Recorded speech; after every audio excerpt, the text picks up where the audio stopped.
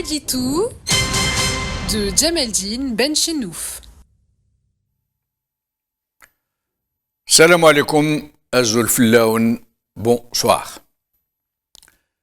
Nous nous sommes tous interrogés sur cette absence très remarquée des gardes-côtes algériens dans cette tragédie des Harraga, sur leur passivité à empêcher ces Harraga de s'embarquer et de cingler à destination des côtes européennes, espagnoles tout particulièrement.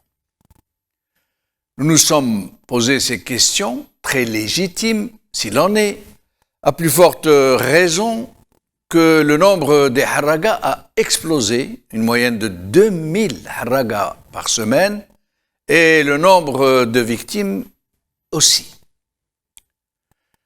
Nous savons tous que les gardes-côtes algériens, qui appartiennent à la Marine nationale, disposent d'une très impressionnante flottille de radars et d'équipements en tout genre pour déceler le moindre mouvement dans les eaux territoriales.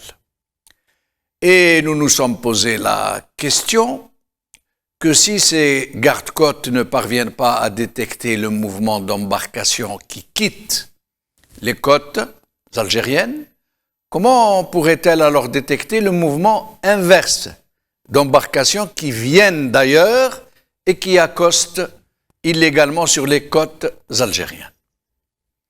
En clair, la Marine nationale n'est donc pas en mesure de détecter et encore moins d'empêcher l'accostage d'une flottille ennemie sur les côtes algériennes.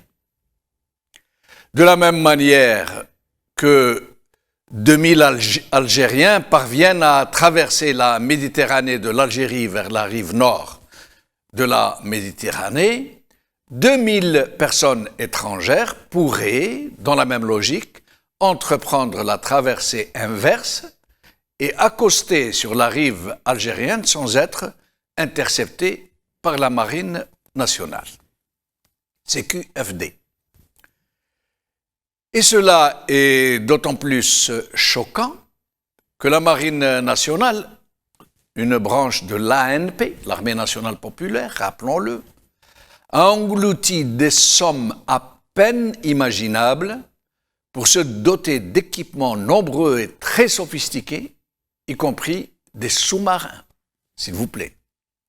Donc, et à raisonner sur la base de ces équipements exorbitants de la Marine nationale et de ses effectifs, tout aussi nombreux, la Marine nationale est en capacité de détecter les migrants clandestins qui s'embarquent depuis les côtes algériennes et de les intercepter aussi, sans pour autant les tuer comme cela a été le cas de temps en temps. On est d'accord sur cela.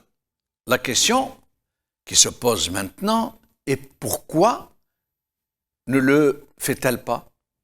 Pourquoi les gardes-côtes algériens laissent-ils passer plus de 2000 Harraga par semaine, en moyenne, alors qu'elle est en mesure de les en empêcher? Pourquoi? Et deux réponses viennent naturellement à l'esprit. Dans la première hypothèse, c'est tout simplement un cas d'incompétence, comme c'est le cas pour tout ce qui concerne l'action de ce régime qui ne réussit jamais quoi que ce soit de ce qu'il entreprend, malgré les faramineux moyens dont il dispose, dont il se dote. La seconde hypothèse, la plus plausible selon la plupart des observateurs, est qu'il est en l'occurrence question d'une action délibérée, ou plutôt d'une inaction délibérée. Ne pas empêcher les Harraga de passer. Bien au contraire, faire en sorte de relâcher pour eux les mailles d'un filet organisé de façon à laisser passer le plus gros des embarcations. Et vous seriez tenté tout de suite de penser à la méthode de Kadhafi, qui usait des migrants subsahariens pour faire pression sur l'Italie, des qu'il rencontrait le moindre problème avec ce pays, il usait donc des migrants subsahariens qui étaient venus en Libye pour tenter de s'embarquer vers l'Italie depuis les côtes libyennes. Kadhafi les utilisait donc pour faire pression sur l'Italie. Il les finançait, il les dotait de tous les moyens de la traversée. Mais dès que les relations se normalisaient entre les deux pays, Kadhafi ordonnait tout aussitôt un total blocage des traversées. Et plus un seul Harrag ne pouvait cingler vers les côtes italiennes. Ce n'est pas le cas en Algérie. L'explication est ailleurs. Le régime a ordonné aux gardes-côtes de laisser passer les Harragas. Il leur a ordonné de laisser passer les Harragas parce qu'il a opté pour une stratégie de délestage. Parce qu'il se déleste, il se débarrasse du plus grand nombre possible de jeunes qui sont à bout et dont le potentiel colère est susceptible d'éclater. Alors il préfère les pousser à partir, à se jeter à la mer, même s'ils doivent en mourir, même si une fois débarqués en Europe, ils vont se retrouver dans une situation d'immigrés clandestins, qui n'auront même pas le choix de vivre de petits boulots et de larcins. Ils y seront contraints, en fait.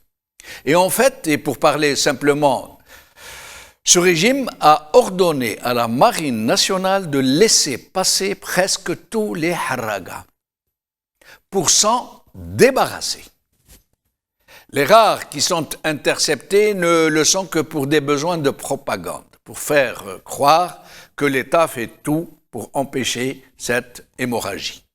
En clair, le régime préfère que les Harragas meurent en mer plutôt que de faire revivre le Hirak. Rappelons pour ceux qui l'auraient oublié que pendant les 2 premières années du Hirak, la Harga s'était totalement arrêtée. Et c'est dire.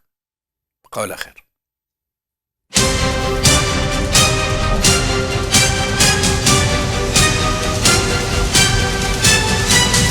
L'édito de Djemeldine Benchenouf.